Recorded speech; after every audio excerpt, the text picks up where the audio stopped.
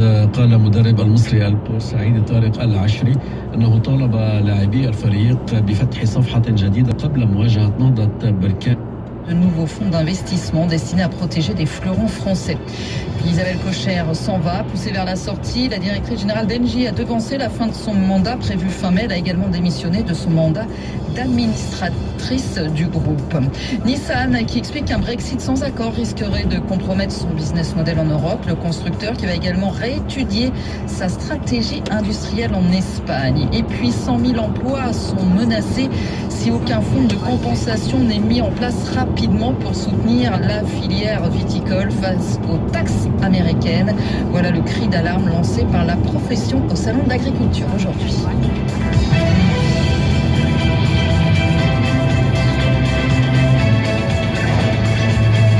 BFM Business. Inside. Avec Karine Vergnol.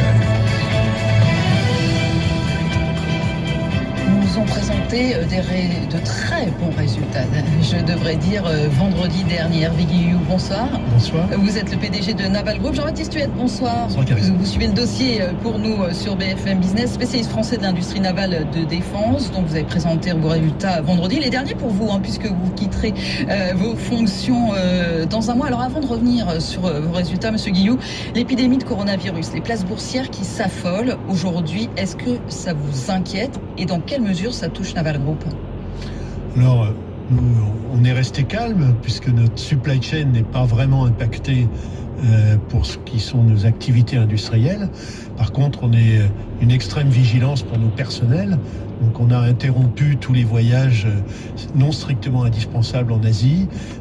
On a aussi du personnel en Asie auquel on porte une attention particulière. Mais c'est surtout sur la protection des personnes aujourd'hui que nous sommes concentrés. On a une cellule en place depuis maintenant déjà 3 semaines et tous les voyages, toutes les recommandations sont faites pour éviter que nos personnels soient atteints. Mais industriellement et économiquement, aucune inquiétude pour votre groupe? Pour l'instant, absolument aucune. Alors, dans l'actualité, aussi, Jean-Baptiste, on a la Grèce? Ben oui, parce que Florence Parly, la ministre de la Défense, est en Grèce aujourd'hui. Demain, il y aura Bruno Le Maire, le ministre de l'Économie. Florence Parly qui expliquait aujourd'hui que la France est aux côtés de la Grèce pour respecter sa souveraineté maritime. C'est un message vous allez me dire ce que vous en pensez. Vous, Hervé Guillou, patron de Naval Group, en ce moment, on sait que vous négociez pour la vente de 2 frégates à la Grèce, 1 milliard d'euros. Où est-ce que vous en êtes? Écoutez, on est à la manœuvre et c'est chaud. Ça fait déjà 1 an et demi qu'on est en discussion très active, qu'on espère conclure en tout cas avant le milieu de cette année. Et c'est le message que Florence Parly a fait passer à son homologue grec. Nous sommes, je pense, bien matures maintenant dans l'offre technique, puisque les Grecs veulent une frégate de défense et d'intervention qui soit quasiment la même que la frégate française. Il y a un accord entre gouvernements qui est en cours de discussion finale.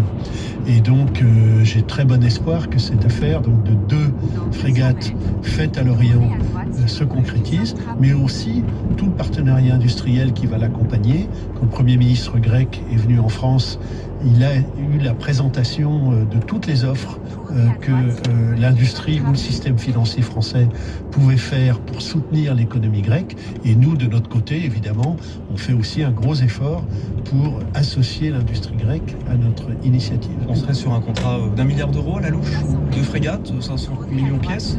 Écoutez, c'est des informations qui resteront pour l'instant dans le secret des négociations. En tout cas, on sent bien que les ministres sont allés en partie plaider votre cause là-bas. Alors, sinon, pour revenir aux résultats, Jean-Baptiste nous disait encore ce matin d'excellents résultats, des prises de commandes records en hausse de 44% à 5,3 milliards d'euros. C'est équivalent à 4 ans de chiffre d'affaires. Ça va, vous êtes préparé. Vous laissez une entreprise en très bonne santé. Et Hervé Guillou, comment avez-vous fait, parce que ça en fait rêver plus d'un, pour passer d'une rentabilité en 2015 à 1,9% à 7,6% aujourd'hui? Alors, je vous demande ça en 30 secondes. Je comprends, mais ça a été un très gros travail de retournement. avec un comité exécutif qui a été entièrement renouvelé, 50% des 300 premiers cadres qui sont venus apporter leur 109, un très gros travail avec les partenaires sociaux. Nous avons par exemple négocié ce qu'on appelle un pacte industriel social à l'allemande, qui nous a permis de transformer 1000 jobs indirects en 1000 personnels directs, qui nous a permis d'augmenter le temps de travail efficace de pratiquement 30 à 45 minutes par jour et par personne. Et puis, on a fait ce qu'on appelle remettre l'église au milieu du village, c'est-à-dire l'industrie et la technique au cœur du travail quotidien des personnels et des cadres. Remis aussi en ligne la recherche, le marketing et le commerce pour se développer à l'international. Et c'est ça qui, finalement, au bout de 3 ans, a permis d'avoir des résultats très très concrets. On a descendu nos temps de fabrication de frégates de 72 mois à 42, de corvettes de 65 à 29, et ça se concrétise maintenant par une capacité, par des bons résultats, et surtout une capacité d'investissement, compétitivité et capacité d'investissement.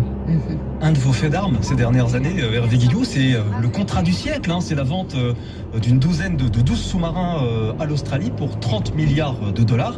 Qu'est-ce qu'on a vu ces dernières semaines dans la presse, un petit peu partout? Des inquiétudes émanant de l'Australie.